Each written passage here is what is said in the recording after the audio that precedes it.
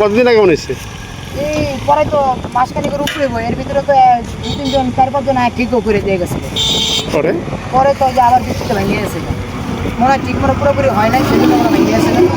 এখন সমস্যা কি? ভাঙবো কেন? এখন সমস্যা কি? এখন সমস্যা হলে যে বৃষ্টি এলে সাইডে বান লাগে, বানের কারণে বালু থাকে না।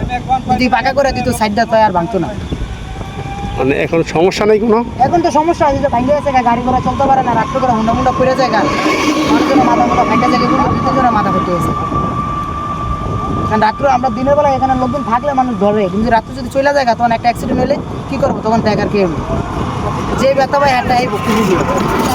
আপনার নাম কি? যদি সরকার যদি এটা দেখে করতো তাহলে তো ভালোই হতো। আপনার নাম কি? আমার নাম মোহাম্মদ সাগর। আপনি কি করেন?